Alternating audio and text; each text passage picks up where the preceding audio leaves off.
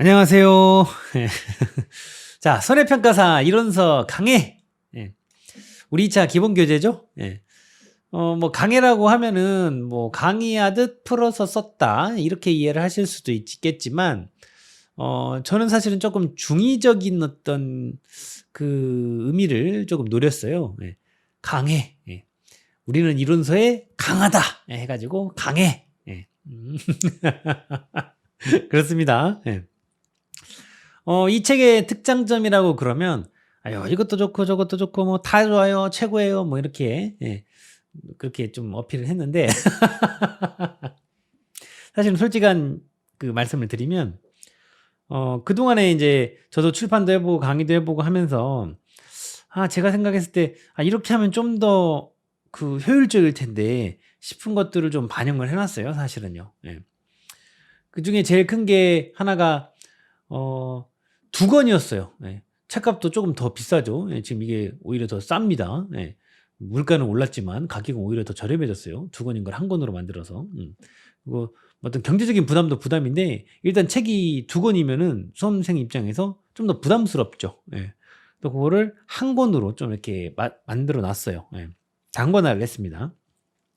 이게 1권 공부하고 쭉 공부하고 어차피 또 유사한 내용이 또 겹쳐서 나오는 것들이 있는데, 또 2권을 다시 또 이렇게 공부하고 하는 어떤 시간 비효율적인 또 부분도 있어요. 그래서 그거를 단권화를 하면서 좀 잡았습니다. 예. 그리고 싱크로율을 조금 올렸어요. 예.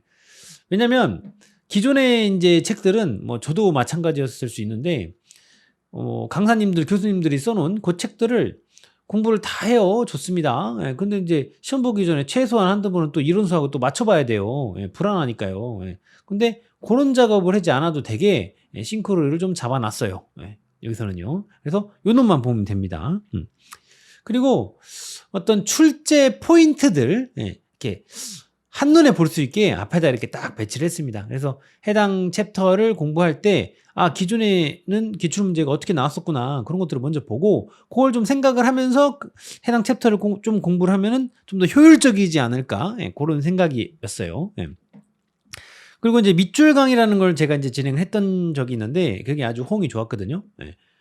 다 이렇게 이미 다 쳐놔 버렸습니다, 밑줄을. 예, 주요한 부분들에다가. 그래서 여러분들이 조금 시간 효율적으로 좀 볼 수 있게, 그렇게 해놨고, 또 출제 어떤 그 가능성이 높은 지역에다가 이렇게 딱 이렇게 별표로 난이도 표시를 다 해놨습니다. 예. 실제로 이건 쌤이 나온다 찍어가지고 결국에 그대로 기출이 됐죠. 예. 요거 바뀔 수 있다라는 것까지 선생님이 다 맞췄어요. 예. 근데 아무도 쌤이 말한 대로 나왔습니다, 고맙습니다라는 말은 안 하더라고요. 뭐 합격 수기로 고맙다고 했으니까 뭐 된 거긴 한데. 예. 그렇습니다. 그리고 이게 또 바로 이렇게 워크북으로 이렇게 회독사하시면서 바로 써볼 수 있게 이런 내용들까지 다 이렇게 갖춰놨어요. 그래서 뭐 완벽한 책이다라고는 감히 말씀드릴 수 없지만, 그래도 현준화는 가장 효율적인 책이 아닐까, 그런 어떤 자평을 해봅니다. 어쨌든 부족한 부분들은 계속해서 업그레이드를 해서 나갈 생각이에요. 그렇습니다. 자, 그래서 이렇게 목차를 한번 살펴보겠습니다. 1장 보험이론, 2장 농업재해보험, 제3장 농작물 재해보험, 제4장 가축 재해보험, 이렇게 구성이 되어 있죠. 그래서 절이 이렇게 막 많은 데가 어이구 내용이 많은갑다 이렇게 쫄 수 있는데, 사실은 그렇지 않아요. 오히려 이렇게 절수가 제일 적은 얘가 양도 제일 많고 시험도 제일 많이 나옵니다. 그래서 굳이 뭐 중요도를 별표로 표시를 해보자면, 이 제3장이 별표 5개, 제4장은 별표 4개 하고 반, 4개 반 정도. 그리고 뭐 제 1장, 2장은 별표 하나씩, 이 정도 되겠네요. 실제로 이제 뭐 수업을 들어보시면 아시겠지만, 시간을 제일 많이 잡아먹는 게 이쪽 파트고요. 여기는 간단합니다, 상대적으로. 근데 이제 또 그렇다고 여기를 그럼 공부 안 하고 여기만 해야지, 뭐 그러면은 안 되겠어요. 시험 출제가 지금 추세가 계속 골고루 나오는 추세이기 때문에, 물론 배점은 당연히 여기 문제 배점이 여기가 높겠지만, 여기들은 또 쉽게 또 점수를 딸 수 있는 부분들이 있기 때문에 그렇습니다. 버리지 마세요. 다 할 수 있습니다. 그렇습니다. 자, 그래서 제1장 보험 이론, 제1절 위험과 보험 해가지고 이제 내용이 나오는데요. 그동안 이쪽에서는 그럼 시험이 어떻게 나왔었나요? 보면은 이게 보면은 지금 8회 이전에는 출제된 적이 없죠. 이유인즉 이게 이 내용들이 보험 이론에 관한 내용들이 8회 때 이론서로 바뀌면서부터 나왔어요. 그전에는 업무방법서라 그랬거든요. 업무방법서. 근데 이제는 이론서라고 부르죠, 우리가. 그러면서 이제 들어온 내용들이라 그렇습니다. 그래서 이전에는 이 업무방법서 시절에는 없던 내용들이에요, 이 부분들이. 그래서 어떻게 출제가 되냐면요, 이쪽에서는요, 보니까 뭐 5가지를 쓰시오 그랬네요. 그리고 또 뭐 적절한 위험 관리 방법을 쓰시오 그랬어요. 뭐 쓰는 문제가 나오는가 보다. 배점을 보니까 5점짜리, 큰 배점은 아니고 작은 배점으로 쓰는 문제가 좀 나오는 자리인가 보다. 이런 생각 좀 해볼 수 있겠죠. 여러분들이 이제 그 시험 공부를 해보시면 아시겠지만 2차 시험은요, 크게 나누면요, 이 쓰기 문제하고요, 계산 문제로 나눕니다. 계산 문제. 크게 2갈래로 딱 나눠져요. 그래서 여러분들이 이제 뭐 계산 문제를 좀 이렇게 어려워들 하세요. 왜냐면은 쓰기 문제는 암기해서 알고 있으면은 그거 쓰면 그만큼 점수 주니까 조금 뭐 쉽게 생각하는 경향이 있고, 이 계산 문제의 경우에는 암기한 거 가지고 그걸 또 풀어내서 계산을 해서 써야 되니까 아무래도 이걸 좀 더 어려워하는 경향들이 있습니다. 근데 마지막에 가면은 둘 다 어려워요. 둘 다. 근데 어렵지 않아요. 계속 하면은 뭐 쉽게 할 수 있습니다. 이게 정말 어려운 고시는 아니에요. 일정한 시간을 투자해주고 꾸준히만 하면은 누구나 다 합격할 수 있는 시험이에요. 아직까지는요. 아직까지는. 근데 좀 더 지나게 되면은 그렇지 않을 수 있어요. 꾸준하게 해도 안 될 수도 있어요. 왜냐면 지금은 절대평가예요. 상대평가가 아니에요. 그러니까 누구든지 간에 꽈락을 면하고 평균 60점만 넘기면은 다 합격을 하는 시기란 말이에요, 지금은. 근데 이게 상대평가로 후에 바뀔 수도 있어요.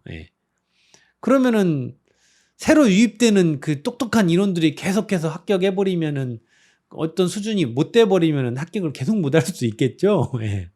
지금은 그렇지는 않다. 그리고 시험도 1년에 한 번씩 계속 보고 있어요. 근데 이것도 바뀔 수도 있다라고 그러죠. 그리고 시험 범위가요, 조금씩 계속해서 늘어납니다.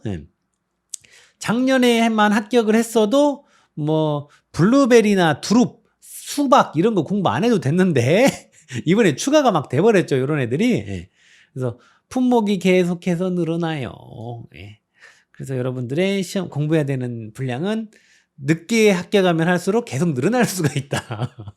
하지만 아직까지는 해볼만 하다. 꾸준하기만 하면 합격할 수 있는 난이도다. 아직까지는.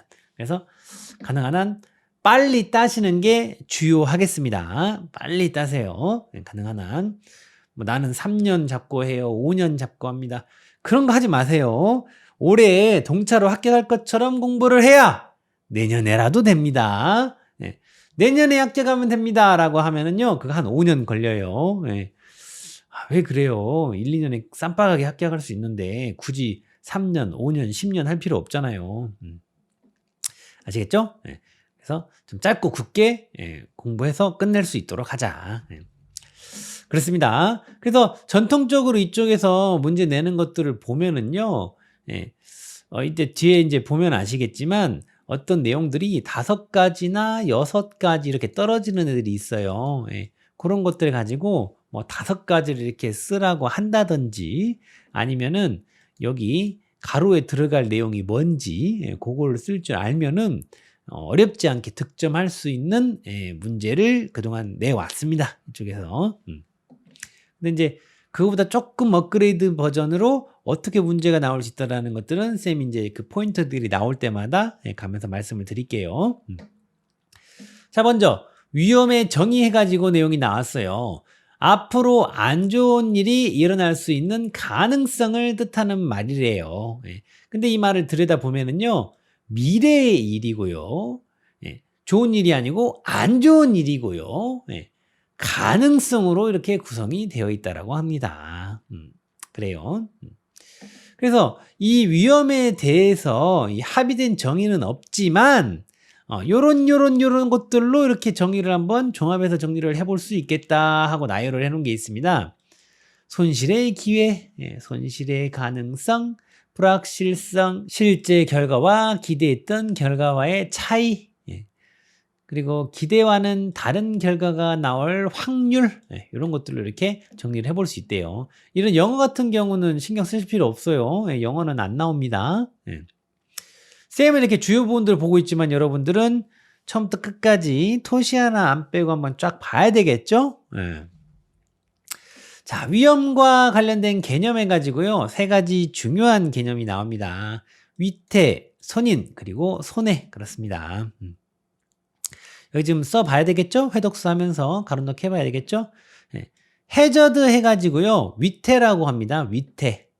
여기 여러분들 써놓지 말고 이 정도는 비워놓고 회독수 하시면서 여기 뭐 들어갔어야지 한 번씩 생각해 보면 좋을 것 같아요. 위태. 위태는요, 쉽게 얘기하면 위태한 상태를 말을 해요.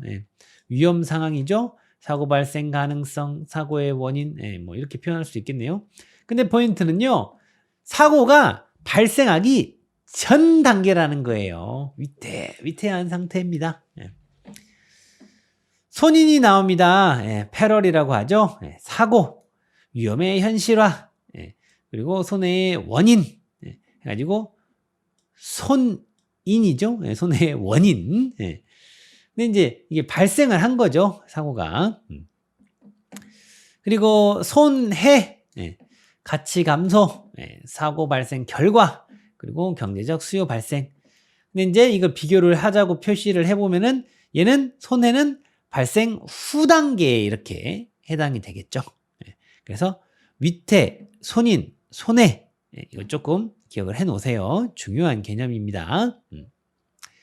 그래서 다시 한번 정리를 좀 하면은요, 위태는 사고 발생 가능성은 있으나 사고가 발생하지는 않은 단계이고, 손인은 이러한 위험 상황에서 실제로 위험이 발생한 단계를 말하며, 손해는 위험 사고가 발생한 결과 초래되는 가치의 감소, 즉 손실을 의미한다. 여기까지 정리하셔야 됩니다. 자, 그리고 위험의 분류 해가지고 내용이 이렇게 이어서 나오죠. 위험을 어떻게 이렇게 분류를 하는가 했더니 먼저 처음 나오는 게 객관적 위험, 주관적 위험 이렇게 나오네요. 위험 속성의 측정 가능성 여부에 따라 이게 측정 가능하면 이게 객관적 위험이라고 그러고요. 이게 좀 측정하기 좀 곤란하네? 그러면 주관적 위험이라고 그럽니다.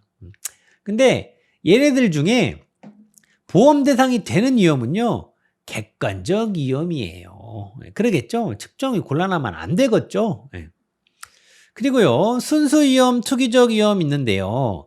위험의 속성에 손실의 기회만 있는가 아니면 이득의 기회도 함께 존재하는가에 따라서 손실의 기회만 있고 이득의 기회는 없는 위험을 순수 위험이라고 하고요. 그리고 손실의 기회도 있지만 이익을 얻는 기회도 있는 위험을 투기적 위험이라고 합니다. 그런데 보험의 대상이 되는 위험은요, 순수 위험입니다. 뭐 가로놓기 내기 괜찮겠죠. 그냥 쉽게 주는 문제. 저라면 안 낼 거예요. 순수 위험에는요, 초래하는 손실의 특성에 따라서 재산 손실 위험, 간접 손실 위험, 배상 책임 위험, 인적 손실 위험 이렇게 있대요. 자, 그리고 정태적 위험, 동태적 위험 이렇게 나오죠. 위험의 발생 빈도나 발생 규모가 시간에 따라 변하는지 여부에 따라 정태, 말 그대로 안 변하면 정태고 변하면 동태 이러겠다 이렇게 생각할 수 있겠죠. 정태적 위험은요, 화산 폭발, 지진 발생, 사고와 같이 시간의 경과에 따라 성격이나 발생 정도가 크게 변하지 않을 것으로 예상되는 위험을 말합니다. 정태적 위험이요. 여기다가 쳤어야겠네. 네, 정태적 위험. 그리고 동태적 위험은요. 시간 경과에 따라 성격이나 발생 정도가 변해가지고 예상하기 어려운 위험 말하는 거죠. 뭐 소비자의 기호의 변화라든지 시장에서 뭐 가격 변동이라든지 뭐 기술의 변화라든지 환율 변동 같은 거 이런 것들이 해당이 되겠죠. 그리고 특정적 위험과 기본적 위험이 있어요. 위험이 미치는 범위가 얼마나 넓은가 혹은 좁은가에 따라서 특정적 위험과 기본적 위험으로 이렇게 구분할 수 있습니다. 특정적 위험은요, 한정적 위험으로, 기본적 위험은요, 근원적 위험으로 이렇게 불리기도 한대요. 특정적 위험은 피해 당사자에게 한정되어 매우 제한적 범위 내에서 손실을 초래하는 위험을 말하고요. 뭐 예를 들면 주택 화재나 도난, 가족의 사망이나 부상 이런 것들은 이 가족이라든지 그 가족이라든지 아니면 가까운 친인척에게 이렇게 영향을 주죠. 그래서 특정적 위험이라고 볼 수 있는 거고요. 반면에 기본적 위험은요, 불특정 다수나 그 사회 전체의 손실을 초래하는 위험을 의미를 합니다. 그냥 대표적으로 뭐 다른 내용들도 있지만 우리가 겪었던 그 코로나 있죠? 코로나. 이게 이제 대표적인 기본적 위험이라고 할 수 있겠죠. 자, 그리고 담보 위험, 비담보 위험, 면책 위험 이렇게 내용이 있어요. 그래서 보험자가 책임을 부담하는 거, 그거를 담보 위험이라고 하고요. 담보한다 이렇게 말하죠. 여기 이제 써 있는 내용으로 보면은 담보 위험은 보험자가 책임을 부담하는 위험이다. 그죠? 그리고 비담보 위험은 뭐 담보 위험의 반대겠죠. 부담 안 한다라는 거죠. 비담보 위험, 뭐 부담보 위험 같은 말이에요. 보험자가 담보하는 위험에서 제외한 위험으로 이를 통해 보험자가 담보하는 범위를 한정한대요. 그리고 면책 위험은요. 보험자가 책임을 면하기로 한 위험이에요. 면한대요. 책임을 면하는 위험. 그래서 보험자의 담보 위험에 있는 사고가 발생한 경우에도 보험자의 책임이 면제되는 점에서 앞서 말한 그 이 비담보 위험하고는 구분이 된대요. 뭐 어떤 게 그런 게 있어요? 고의로 낸 사고, 고의에 의한 사고가 그 대표적인 예라고 할 수 있겠죠. 면책이죠. 보험회사는요. 그래서 이와 같이 위험은 여러 가지로 분류를 할 수 있는데요. 보험에 적합한 위험은요, 객관적 위험, 순수 위험, 정태적 위험, 특정적 위험이라고 할 수 있대요. 그러나 항상 예가 있어요. 이 기본적 위험하고요, 동태적 위험의 경우에는요, 어떤 종류는 설령 손실의 규모가 너무 크고 손실 발생이 예측이 어렵기는 하지만, 그러니까 손실 규모가 너무 크고 손실 발생 예측이 어려우면은 이게 보험화하기에 적합하지 않은 위험이잖아요. 이런 경우는. 그럼에도 불구하고 사회복지나 경제적 안정을 위해 가지고 국가가 직접 또는 간접적으로 개입해 가지고 보험화하는 위험도 있다. 자, 그리고 이어서 농업 부문 위험에 유형해 가지고 내용들이 나오죠. 일반적으로 크게 4가지 유형의 농업 부문 위험이 있대요. 생산 위험, 가격 위험, 그리고 제도적 위험 처리, 그리고 인적 위험. 그래서 여기도 뭐 그냥 제도적 위험 정도만 하면은 딱 그 무슨 위험 이렇게 딱 나오기 좋은데, 문제 좀 괜찮은 건데 갑자기 여기는 또 제도적 위험 처리 이걸 굳이 붙여놨어요.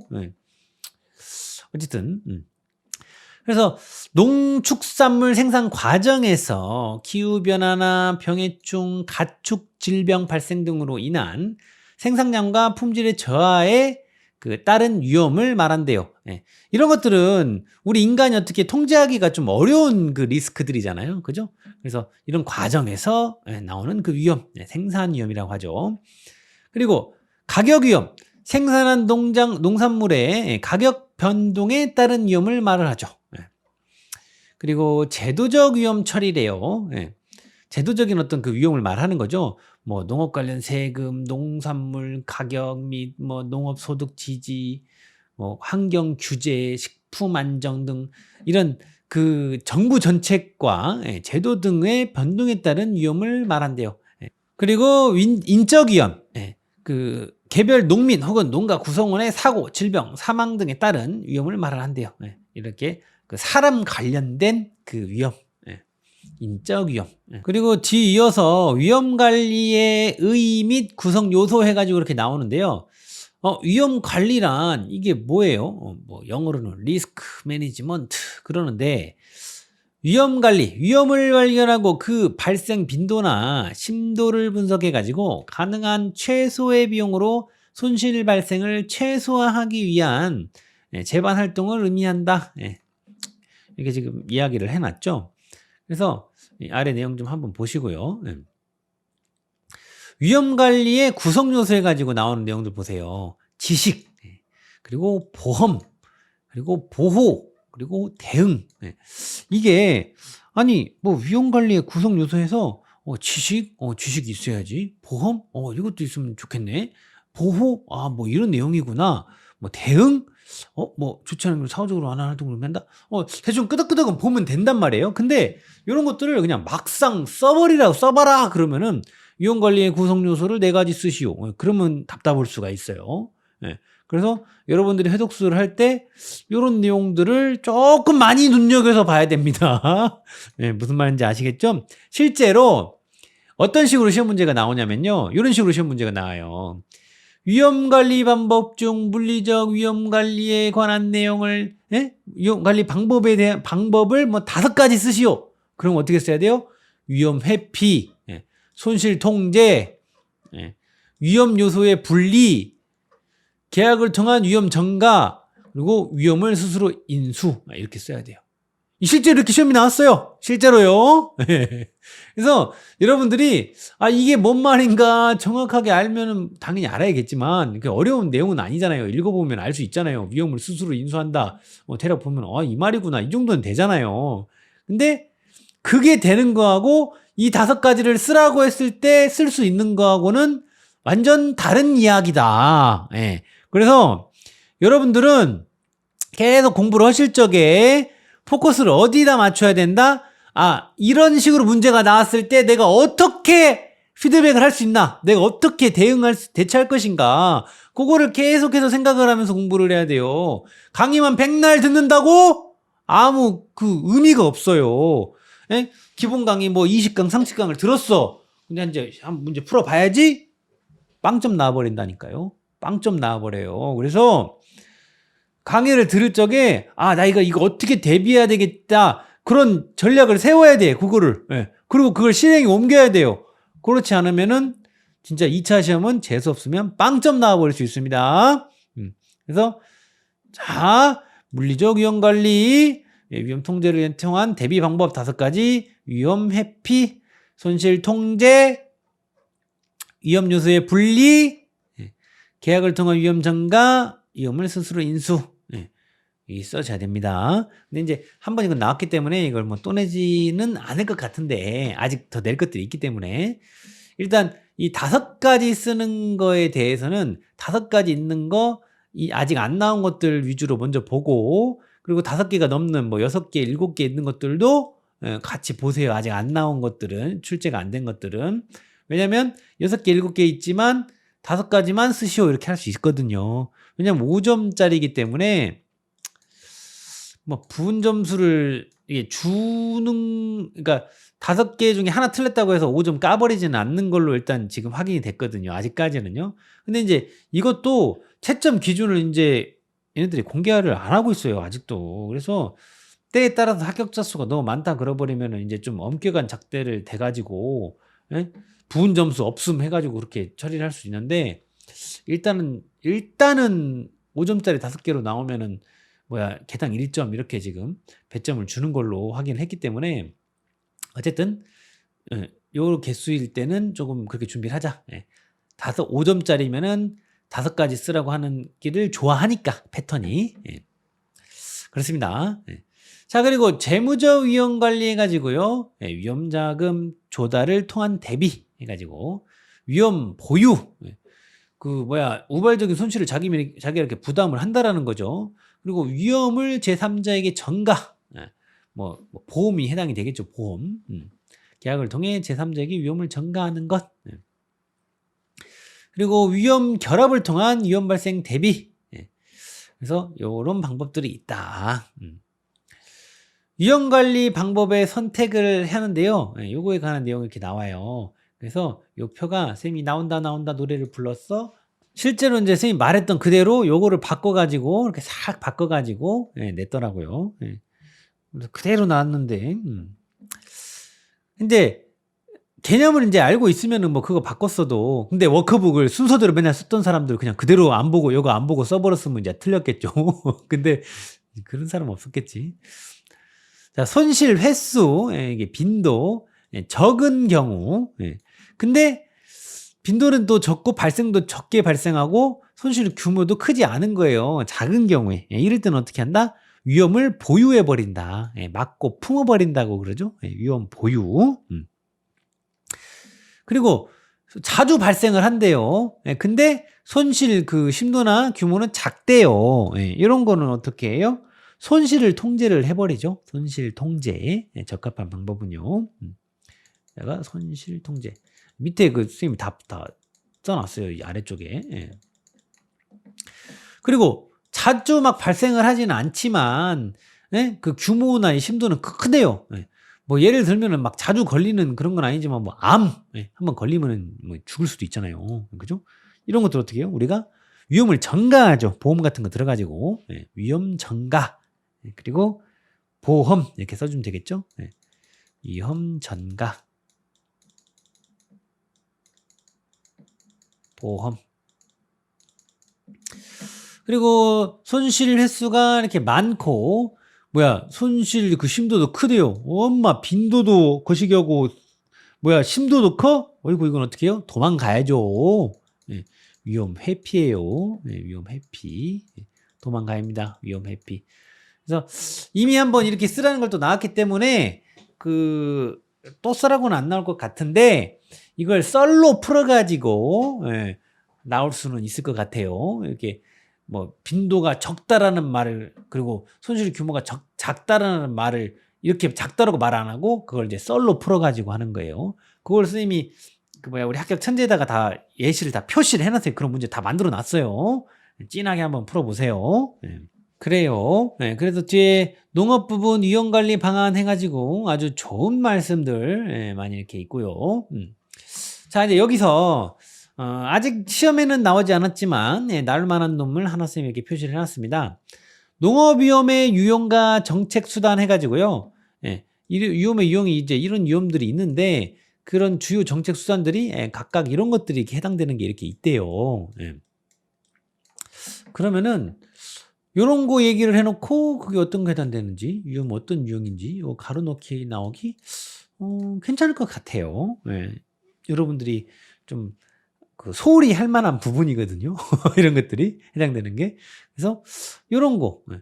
그래서 생산 위험 이거에 대해서 이거에 대한 그 주요 정책 수단으로는 농작물 재해보험, 예, 우리 그거 있잖아요. 농작물 재해보험. 그리고 비보험 작물 재해 지원, 그리고 긴급 농업 재해 대책, 이런 것들이 있구나.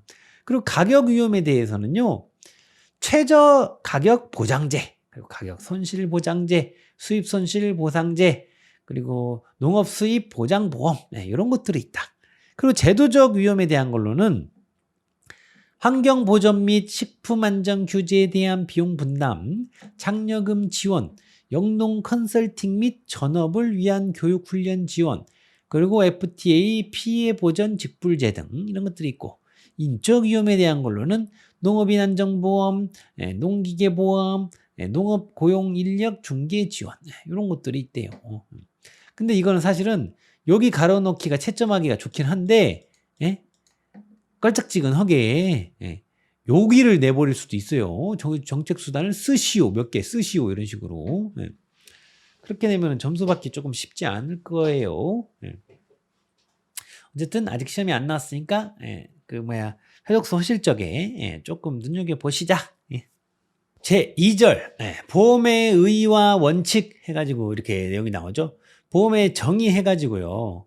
보험은요. 위험관리의 한 방법으로 미래에 예측할 수 없는 재난이나 사고 위험에 대비하여 자신의 위험을 제3자에게 전가하는 제도이다 라고 얘기하고 있죠.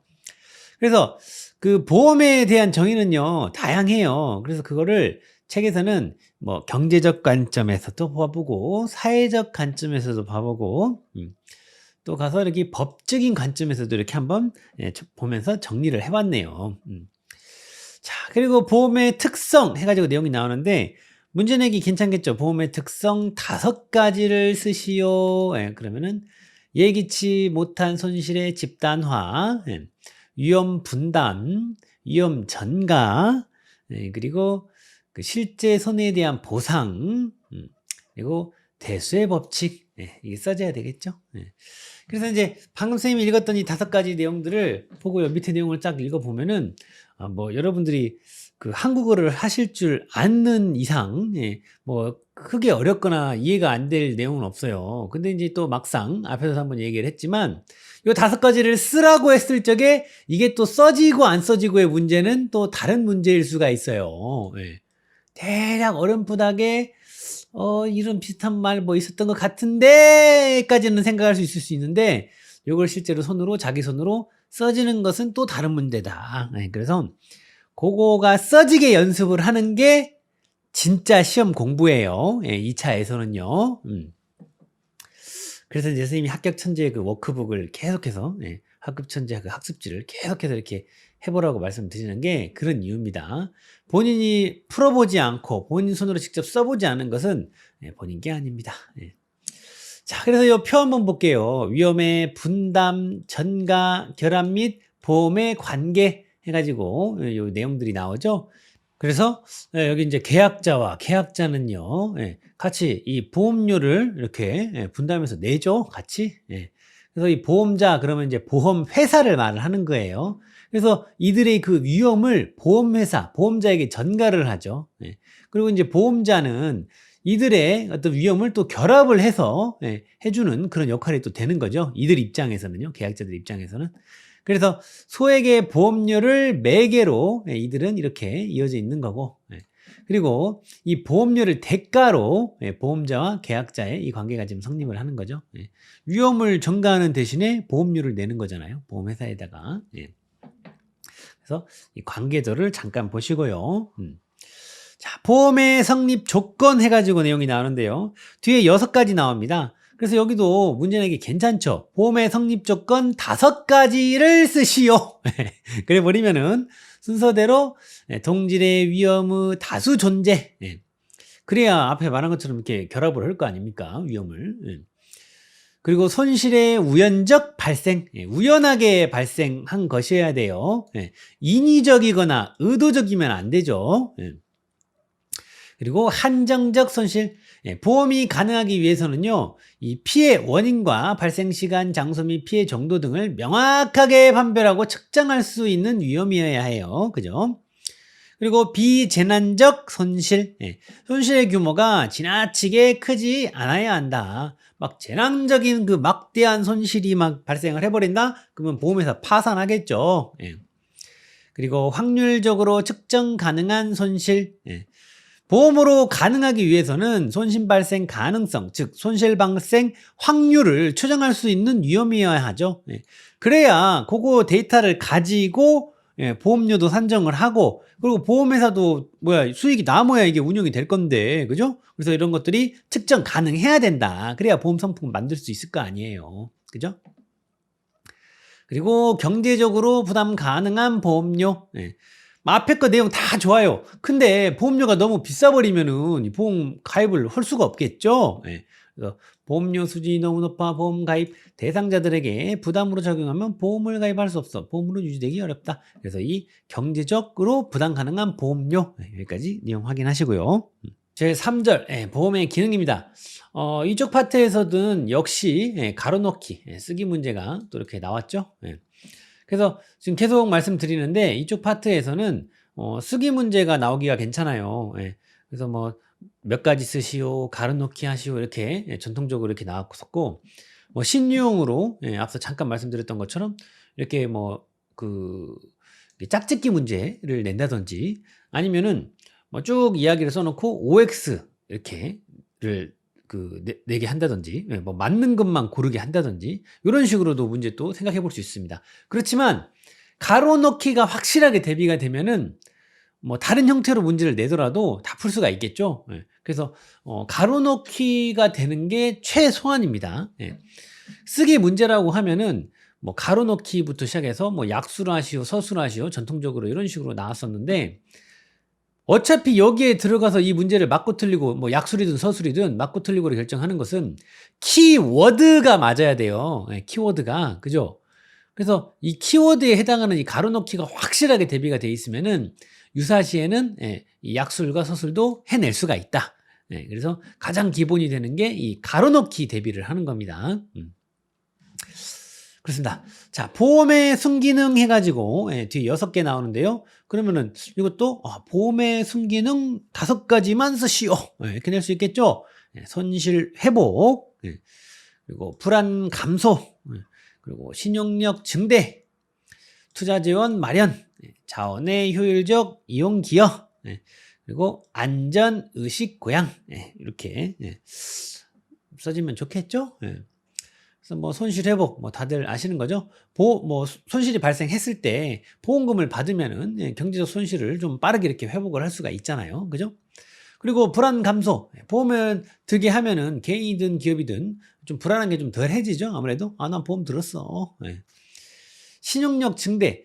어떤 그 보험이라는 것은 일종의 보호장치 역할을 하잖아요. 그래서 어떤 이런 보험 예기치 않은 이렇게 위험이 닥쳤을 때 이렇게 복구를 할 수 있게 도와주는 어떤 그 보호장치 역할을 하기 때문에 그거를 가입한 계약자들의 신용력이 이렇게 높아지는 그런 그게 있죠. 그리고 투자 재원 마련. 그 계약자 한 사람 한 사람이 내는 그 보험료는 뭐 작다고 생각할 수 있는데 이게 모이게 되게 되면은 좀 상당히 큰 자금이 형성이 되겠죠. 그래서 이런 것들을 그 자금이 필요한 뭐 기업에 이렇게 제공을 한다든지 이렇게 해가지고 투자 재원으로서 역할을 하는 부분도 있을 수 있죠. 그래서 투자 재원 마련. 그리고 자원의 효율적 이용 기여. 뭐 여러 측면이 있을 수 있겠지만 보험을 통해 가지고요 예상되는 손실 위험을 해소할 수 있다면 투자자 입장에서는 유한한 자원을 보다 효율적으로 이렇게 활용하게 되는 그런 측면이 있잖아요. 그래서 개인이든 기업이든 좀 이렇게 도움이 되는 그런 부분이 있겠죠. 그리고 안전의식 고양. 보험에 가입한다는 것 자체가 이미 위험에 대비할 필요성을 인지하고 있다라고 볼 수 있는 측면이 있고, 그래서 그 안전의식을 고양하는 또 측면이 있다. 보험의 순기능이. 이어서 보험의 역기능에 대해서 나옵니다. 3가지 나오죠. 사업 비용이 발생을 한다. 그리고 보험 사기의 증가. 그리고 손실 과장으로 인한 사회적 비용 초래. 이런 것들이 그 보험의 역기능이 되겠죠. 그래서 여기서 지금 뭐 사업 비용의 발생이라는 것은 이 보험도 일종의 사업이잖아요. 그래서 보험 사업을 하려고 그러면은 뭐 보험 그 회사 직원 인건비라든지 뭐 판매 수수료 뭐 사무실 건물 쓰면 건물 임차료 뭐 이런 비용들이 나올 거 아닙니까? 그래서 만약에 이게 이제 보험청이 엄청 그 과열 경쟁을 하게 되면은 이런 비용이 또 커지는 부분도 있을 수 있고, 어쨌든 사업 비용이 이렇게 발생하는 부분이 있다. 그리고 보험 사기의 증가, 보험금 많이 타먹으려고 보험 사기 발생하는 그런 내용들도 있죠. 그래서 이것도 그 보험의 이 역기능 중에 하나가 되겠죠. 그리고 손실 과장으로 인한 그 사회적 비용 초래. 그냥 살짝 뒤에서 와서 살짝 대기만 했는데 괜히 입원해가지고 막 CT 찍고 MRI 찍고 다 그 비용이죠. 손실을 이렇게 과장을 하게 이렇게 좀 불려가지고 조금만 해도 이렇게 깔끔하게 수리되는데 막 다 갈아버리고, 그죠? 하여튼 그런 내용들. 뭐 이 정도는 어렵지 않게 다들 아실 것 같아요. 자, 역선택 및 도덕적 해이. 여기 조금 중요한 내용이에요. 이미 여기 정보 비대칭, 역선택, 도덕적 해이, 이 키워딩들은 이미 한번 출제가 된 적이 있어요. 이미. 자, 그래서 역선택이란 실제로 보험금을 탈 가능성이 많은 사람들이 보험에 가입하는 경향이 높은 현상을 의미합니다. 아무래도 보험금 탈 가능성이 많은 사람들이 좀 더 관심이 있겠죠. 예. 그리고 도덕적 해이 나옵니다. 예, 도덕적 해이는요. 일단 보험에 가입한 사람들이요. 최선을 다해 나쁜 결과를 미연에 방지하려는 노력을 하지 않는 경향을 의미를 합니다. 예. 그래서 역선택 도덕적 그 해이? 예.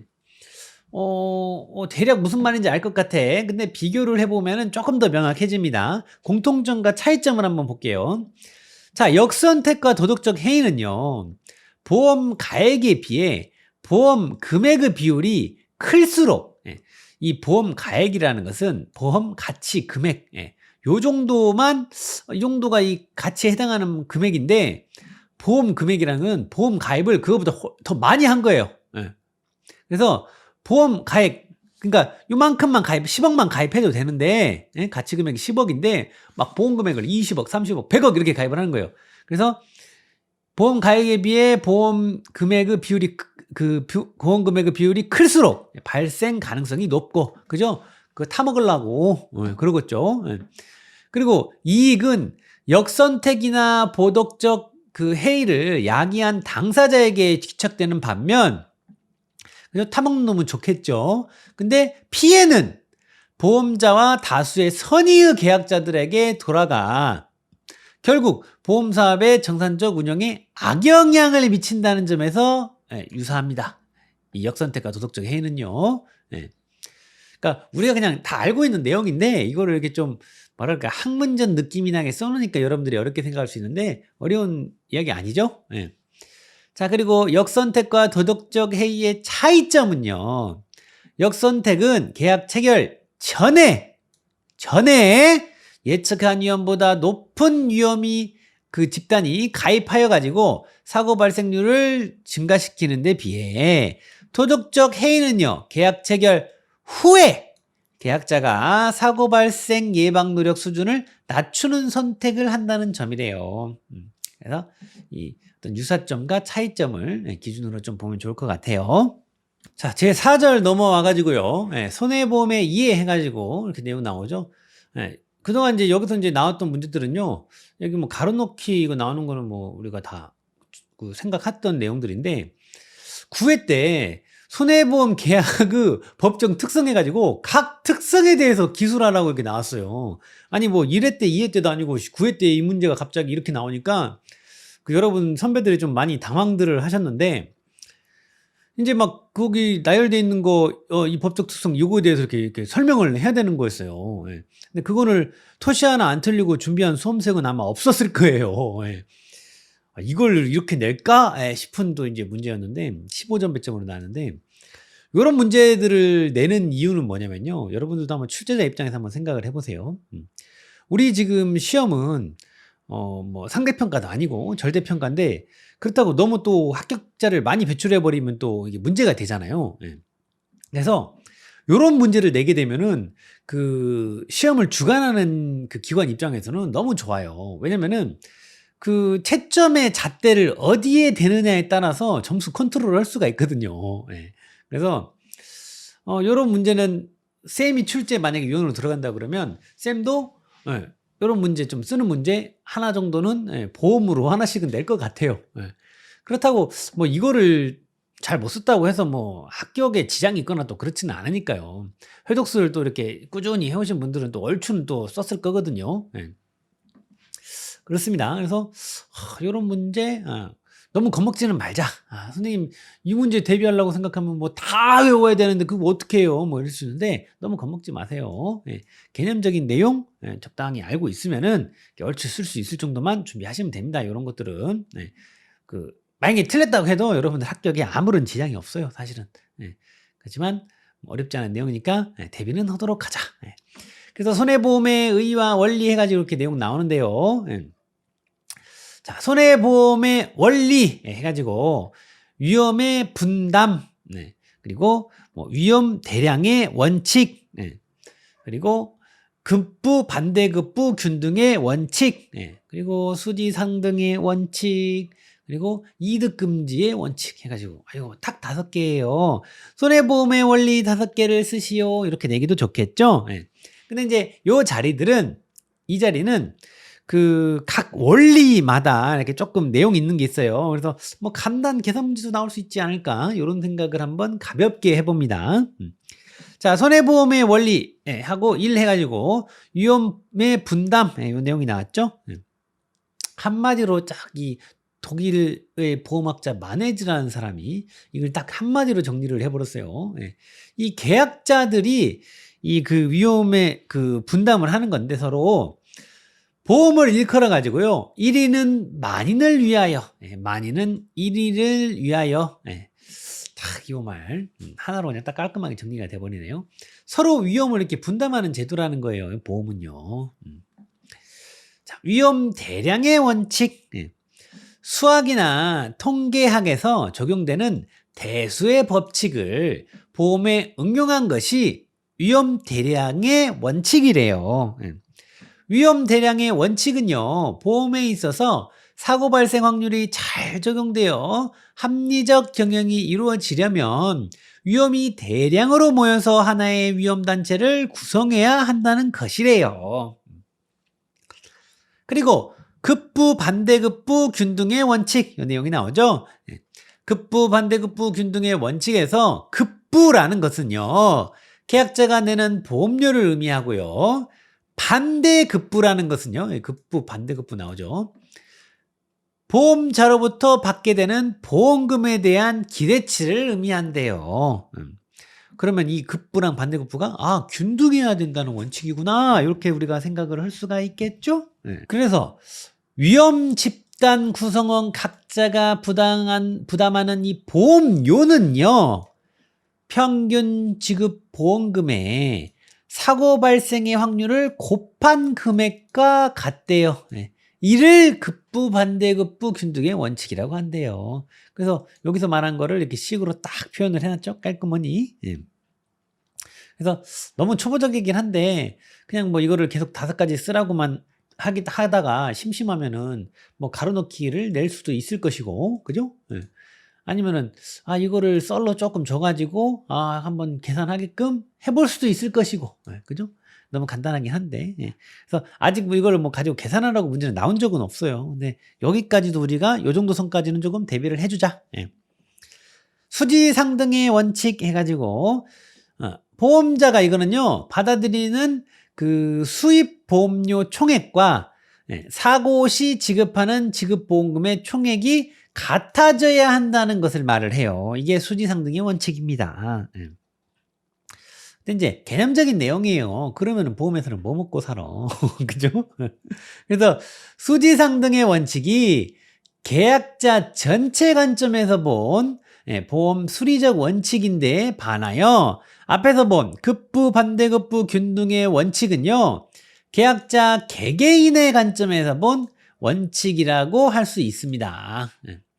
그래서 여기 지금 수지상등의 원칙 해가지고 이거를 이제 뭐 식으로 좀 이렇게 정리를 해놓은 부분 있죠. 이 부분 뭐 어려운 내용은 아닌데 여기도 선생님이 앞에서 급부, 반대급부, 균등 원칙처럼 간단한 뭐 계산 이렇게 나오더라도 우리가 좀 대비를 할 수 있게 준비하면 좀 좋겠다. 근데 내용 보면 뭐 어려운 내용 아니에요. 진짜 개념적인 내용이에요.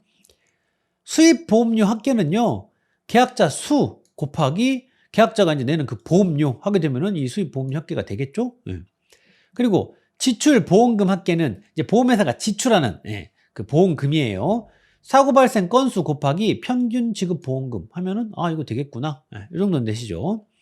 그래서 수입 보험료 합계하고 이 지출 보험금 합계하고 같아야 된다라는 거잖아요.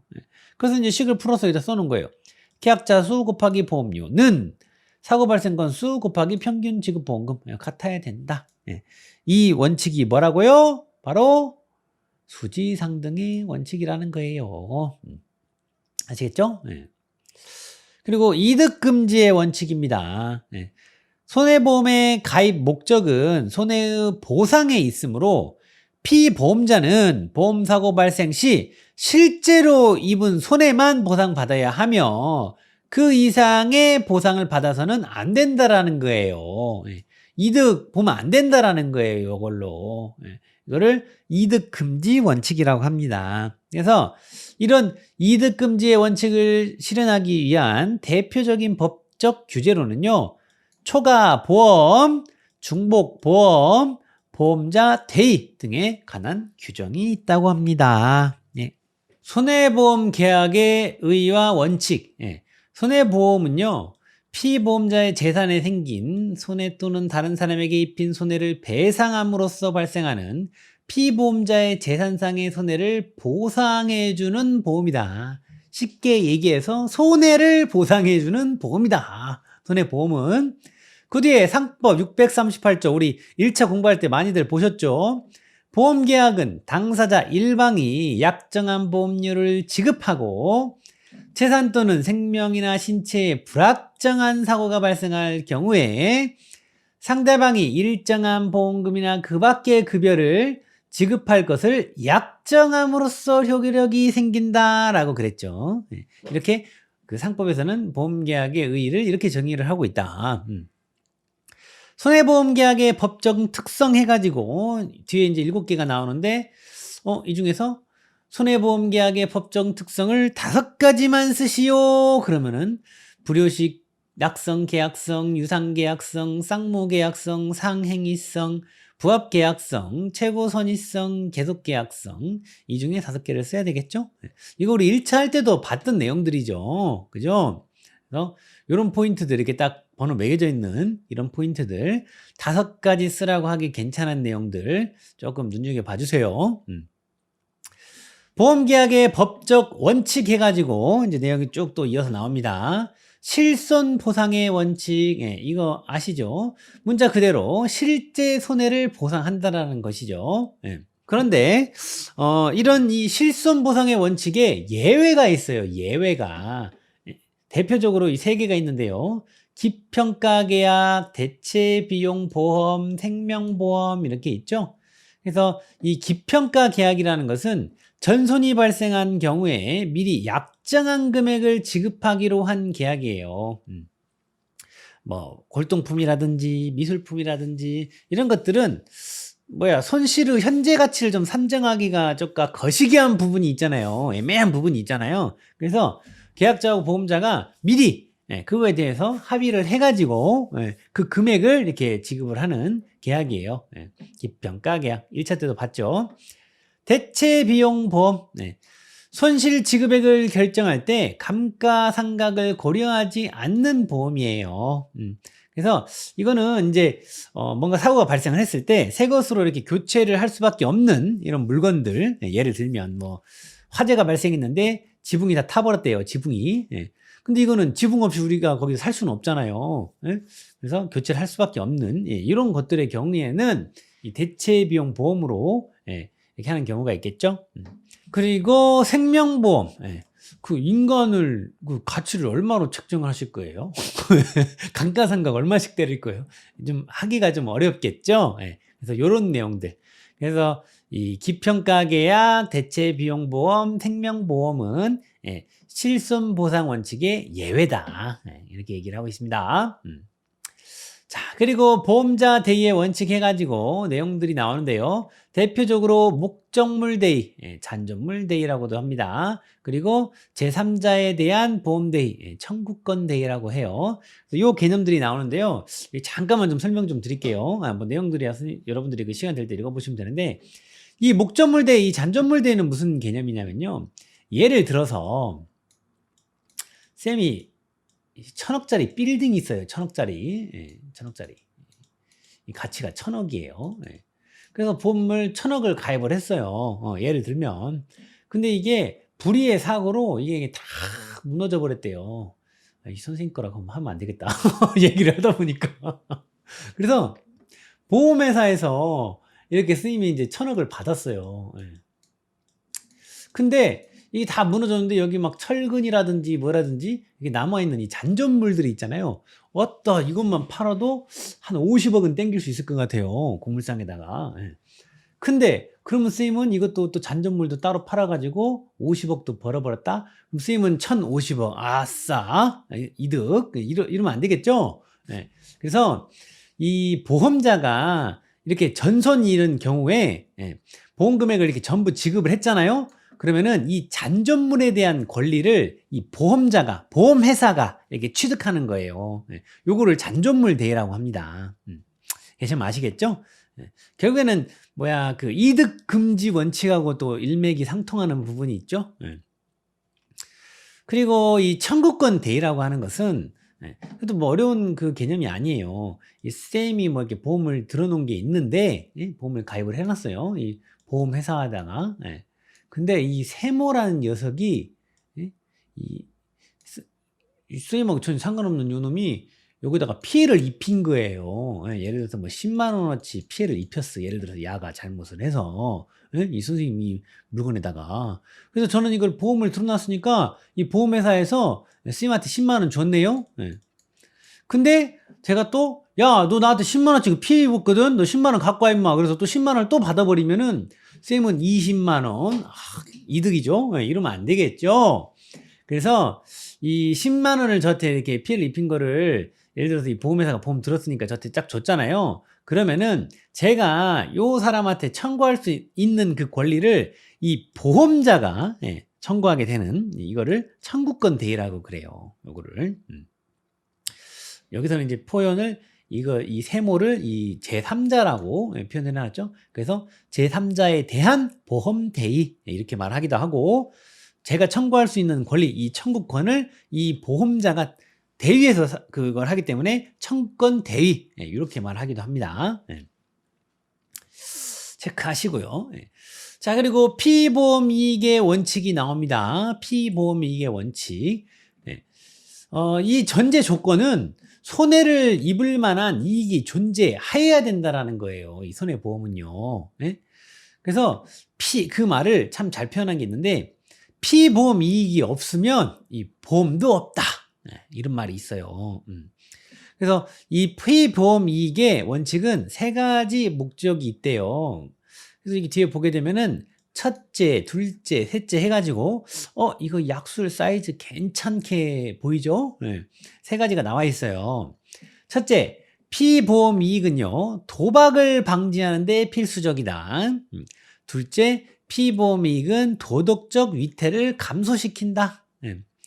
셋째, 피보험 이익은 결국 계약자의 손실 규모와 같으므로 손실의 크기를 측정하게 해준다. 그래서 이 정도는 좀 눈여겨보면 좋겠다.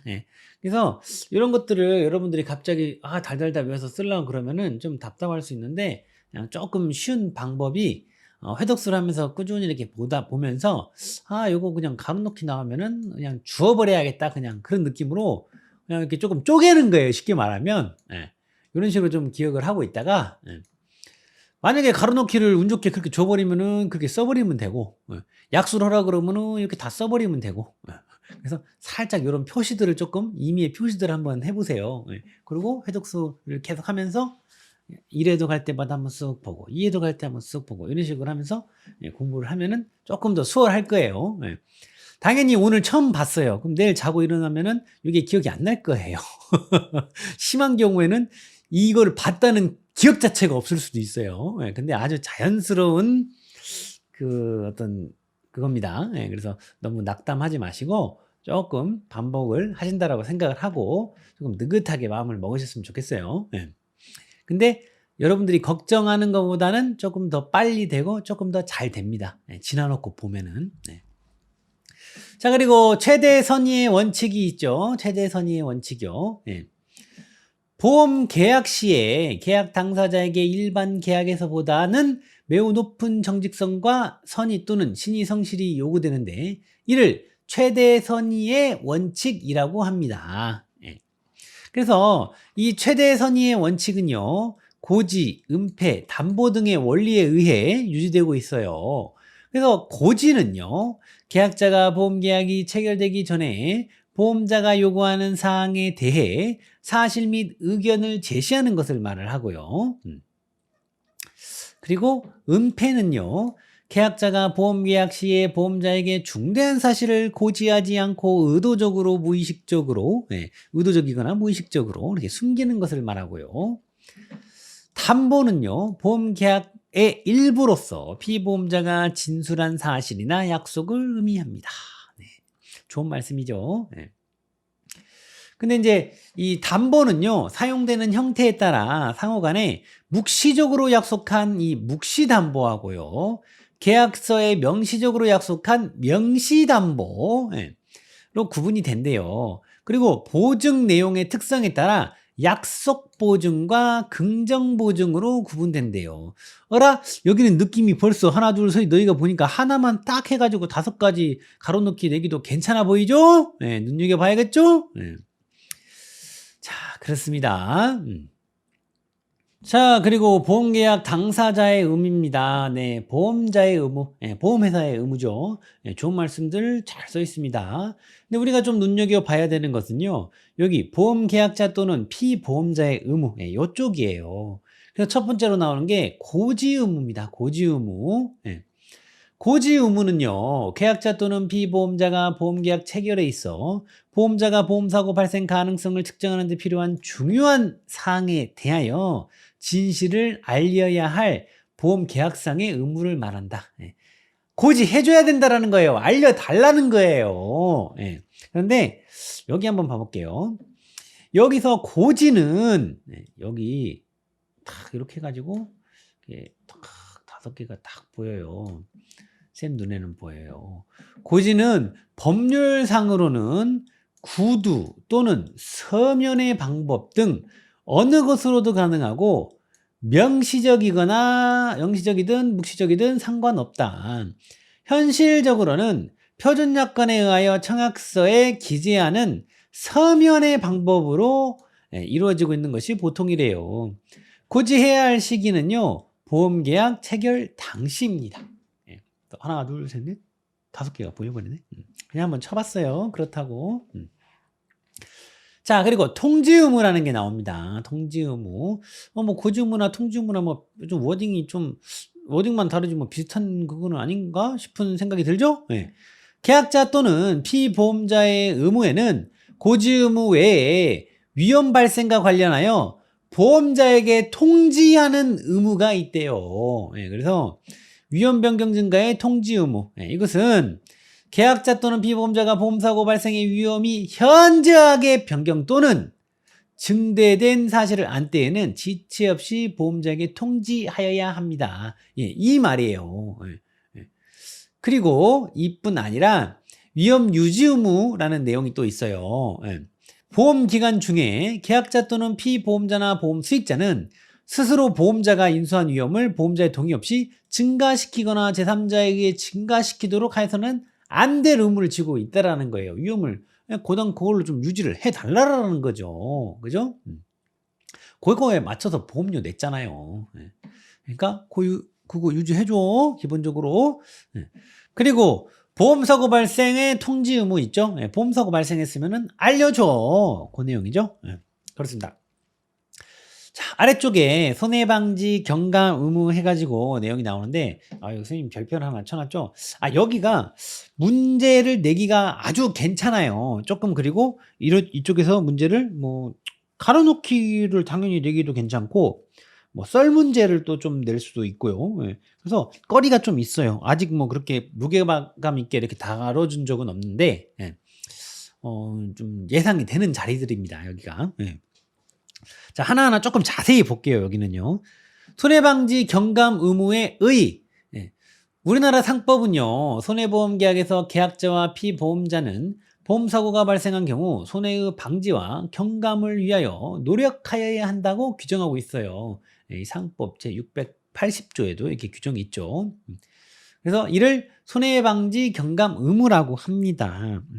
이 손해방지 경감 의무는요, 보험계약의 신의성실의 원칙에 기반을 둔 것으로 보험자나 보험단체 및 공익보호라는 측면에서 이렇게 인정이 된대요.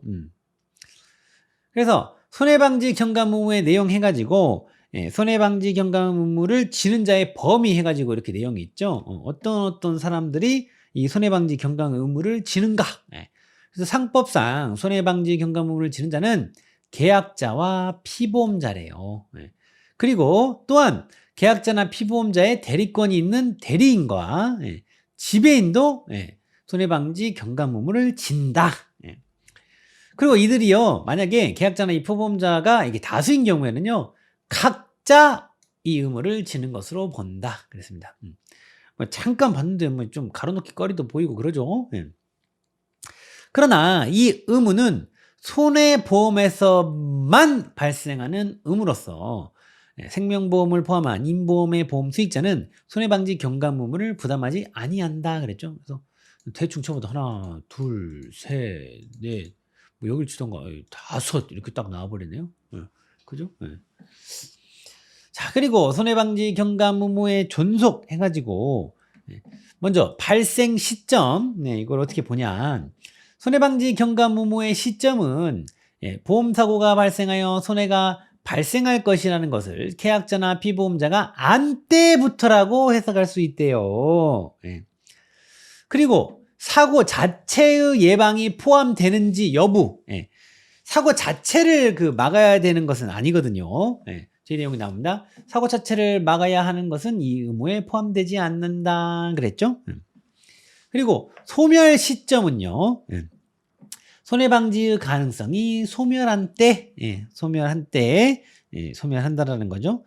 그리고 손해방지 경감 의무의 방법과 노력의 정도, 어떻게, 어느 정도 해야 되냐, 그 얘기예요. 일반적으로 기대되는 방법이면 된대요. 그리고 그 계약자나 피보험자가 그들의 이익을 위하여 할 수 있는 정도의 노력이면 된대요. 그러나 손해방지 경감 의무의 방법과 노력의 정도는 임의로 정할 수 있는 것은 아니며 보험계약의 최대 선의의 원칙에 의거해가지고 사안별로 판단되어야 한대요. 보험자의 지시에 의한 경우, 이거는 어떻게 보험자 말을 들어야 되냐 안 들어야 되냐 이제 그런 얘기가 나오는 거거든요. 그런데 이거는 뭐 공익보호 측면이라든지 이런 것들이 있기 때문에 그 허용되는 것으로 보아야 한다 이렇게 얘기를 하고 있죠. 또 초보대 무슨 말인가 싶을 수 있는데, 보험사고 시 사고 통보를 받은 보험자가 손해방지를 위하여 계약자나 피보험자에게 지시를 한 경우 계약자 등이 이를 따라야 하는가의 문제와 보험자가 직접 손해방지 행위를 하는 경우 계약자 등이 이를 허용해야 하는 문제가 이렇게 있을 수 있대요. 그러나 손해방지 경감 의무가 뭐 사익 추구 막 이런 게 아니라 보험단체와 공익보호 측면에서 인정되고 있다는 점, 허용되는 것으로 보여야 한다 그렇게 얘기를 하고 있는 거예요. 그래서 여러 가지 해놓고 이렇게 막 키워드들 이렇게 가로쳐서 문제 내기도 괜찮겠죠. 손해방지 경감 의무의 위반 효과는 어떻게 됩니까? 이거에 대해서는요, 상법상 별다른 규정이 없다고 그래요. 그런데 우리나라 손해보험 약관에서는요, 경과실로, 가벼운 과실을 말하는 거예요. 경과실로 인한 손해방지 경감 의무 위반의 경우에는 보험자의 보험금 지급 책임을 인정하고, 그러니까 그 경과실로 거시기한 경우에는 보험회사에서 보험금 줘야 된다라는 거예요. 그런데 만약에 중과실 또는 고의 이런 경우에는요, 보험자의 보험금 지급 책임을 면제하고 있대요. 그러니까 손해방지 경감 의무를 다하지 않아 가지고 중대한 과실이나 고의로 손해방지 경감 의무를 다하지 않아 가지고 이렇게 늘어난 손해에 대한 부분을 얘기를 하고 있는 거예요. 여기에 대해서 보험회사가 보험금 이것도 해줘야 되냐 안 해줘야 되냐의 이슈인데, 가벼운 과실로 인한 경우에는 보험금 해줘야 된다 이건. 근데 무거운 과실 내지는 고의로 거식을 해버렸다 그러면 이거 면책 받는다 그 얘기예요. 자, 그리고 손해방지 경감 비용의 보상, 보험 금액을 초과한 경우도 보상합니다. 일부 보험의 경우에는요 비례 보상하죠. 비례 보상. 여러분들도 책에다가 이렇게 좀 표시를 해 놓으세요. 그러면은 다음번 해독서 할 때 조금 편하잖아요. 다 안 읽어도 아 맞아 보험금 초과해도 보상해. 일부 보험의 경우는 비례 보상해. 이렇게 바로바로 체크할 수 있으니까요. 처음 볼 때는 뭔 말인가 싶어서 잘 모르겠으면 그냥 따라서 일단 써놓으세요. 그러면 계속 회독수 하다 보면은 아 이게 이런 말이어서 이걸 써놓으라고 하셨구나 무릎을 치는 순간이 있습니다. 자, 손해방지 비용은요, 보험 금액의 보험 가액에 대한 비율에 따라서 보험자가 부담하고 그 잔액은 그 피보험자가 부담을 한대요. 그러니까 일부 보험이라는 거 여러분들 이미 1차 공부하셔서 다 아시죠? 예. 보험 가액이 1억인데 예, 극단적인 예로 가입을 반절만 한 거예요. 5천만 원만. 그러면 보험금 나갈 때도 예, 반절만, 너 보험료도 반절만 냈으니까 나 보험금도 반절만 나갈 거야. 예, 뭐 그런 느낌으로다가 반절만 나간다고 그랬잖아요. 그래서 이 손해방지 비용의 경우에도 만약에 일부 보험이다, 그럼 이런 식으로 비례 보상을 한다라는 거예요. 예. 그러면은 나머지 부분은 어떻게 해요? 네가 알아서 해야지. 그 얘기예요. 이 말을 조금 뭐라 그럴까 좀 풀어서 얘기를 드리면. 예. 자, 그리고 이제 뒤쪽으로 보험증권 및 보험약관에 관한 이야기 나오죠. 예. 보험증권은요, 예. 보험계약 체결에서 그 계약이 성립되었음과 그 내용을 증명하기 위하여 보험자가 작성하여 기명 날인 후 계약자에게 교부하는 증서래요. 예. 그래서 보험증권의 특성은요, 보험계약의 성립의 증거로서 보험계약이 성립한 때 교부합니다. 보험증권은 유가증권이 아니라 단지 증거증권으로 배서나 인도에 의해 양도된대요. 보험증권은 보험자가 사전에 작성해 놓고 보험계약 체결의 사실을 인정하는 것이기 때문에 분실하더라도 보험계약의 효력에는 어떠한 영향도 미치지 않습니다. 자, 보험증권의 내용 해가지고, 예? 이게 이제 3개로 이렇게 딱 1, 2, 3을 선생님이 지금 번호를 매겨놨는데, 잠깐 보게 되면은, 이 보험증권의 내용은요, 보험계약 청약서의 기재 내용에 따라 작성되는 표지에 뭐 계약자 성명과 주소, 피보험자의 성명과 주소, 보험에 붙여진 목적물, 보험계약 기간, 보험 금액, 보험료 및 보험계약 체결 일자 등이 들어가는 그 부분이 하나가 있고요. 그리고 보통약관하고 특별약관, 이렇게 구성이 되어 있습니다.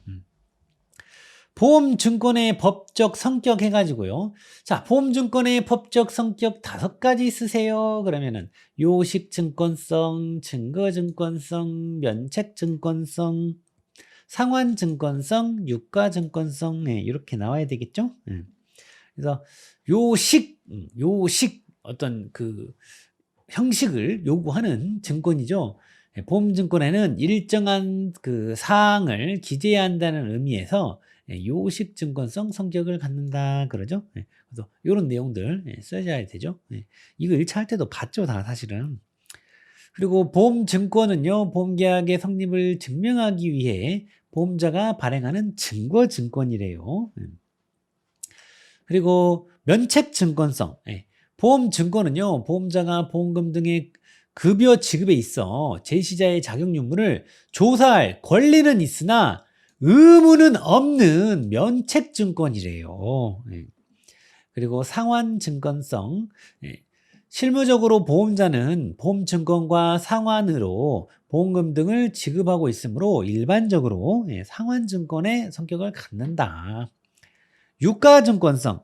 일부 종류 보험의 경우에는 보험증권은 유가증권의 성격을 지닌다 그랬죠. 자, 그리고 보험약관이 내용이 이어지는데, 이 약관 쪽에서는 이미 한번 좀 가로놓기를 좀 내줬어요. 저기 그 약관 해석 하는 그 부분에서. 잠깐 보게 되면은, 자, 보험약관의 유형 해가지고요. 보험약관은요, 보통보험약관하고요, 특별보험약관으로 이렇게 구분이 돼요.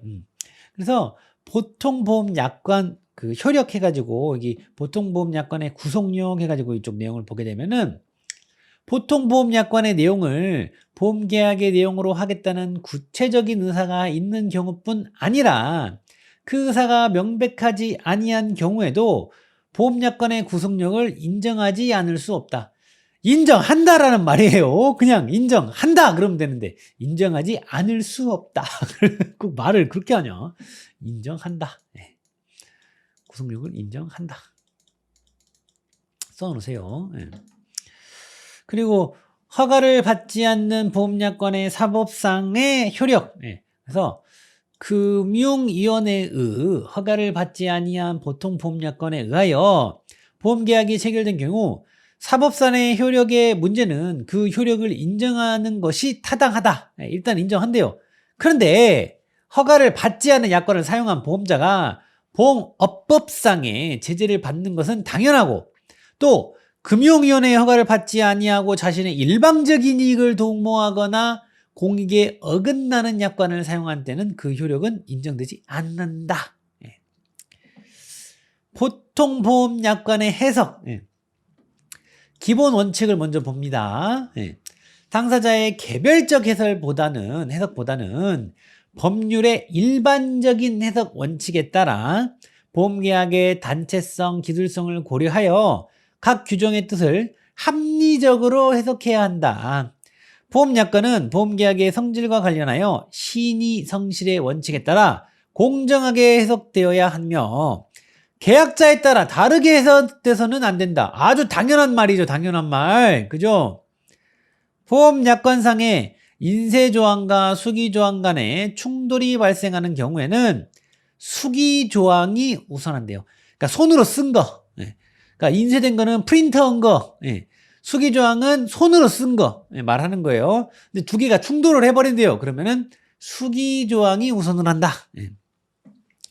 당사자가 사용한 용어의 표현이 모호하지 아니한 평이하고 통상적인 일반적인 뜻을 받아들이고 이행되는 용례에 따라 풀이해야 한대요.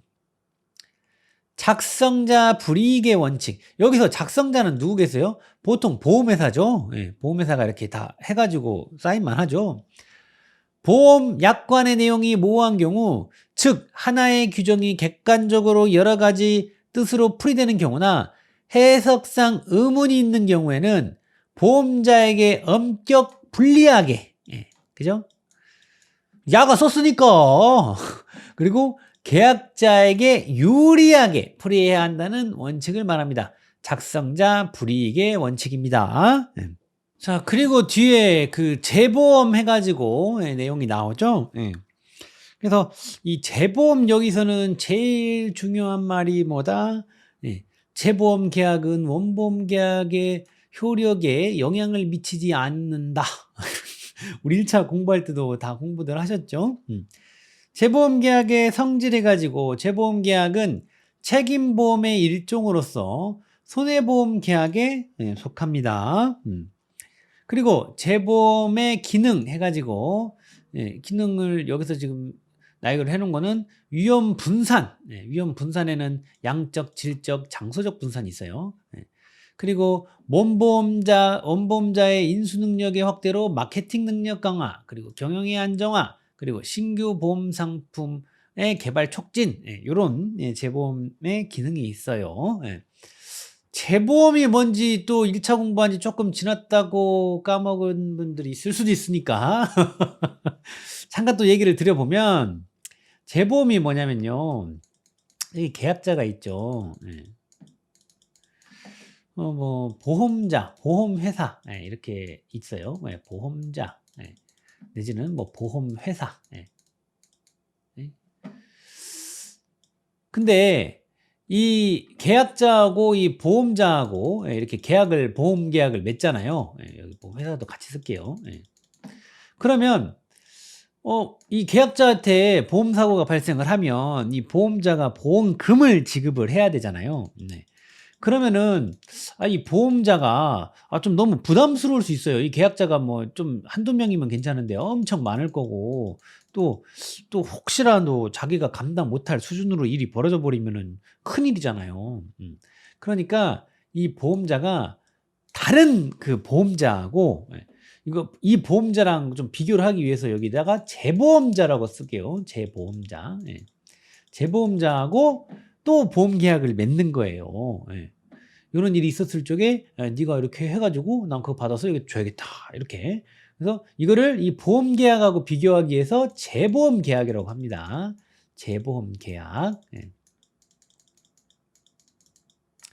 그래서 여기를 이제 뭐 재보험자라고 하지만 뭐 재보험 회사라고 할 수도 있는 거고, 그리고 여기 보험자를 또 조금 더 명확하게 구분하기 위해서 뭐 원보험회사 이렇게 말하기도 합니다. 재보험회사, 재보험자, 원보험회사, 원보험자 이렇게 말하기도 해요. 그래서 이 내용도 조금 여기다 같이 정리를 해 놓으세요. 갑자기 뭐 재보험 이 개념이 또 생각이 안 날 수도 있으니까 너무 기본적인 내용이라 그런데 그렇습니다.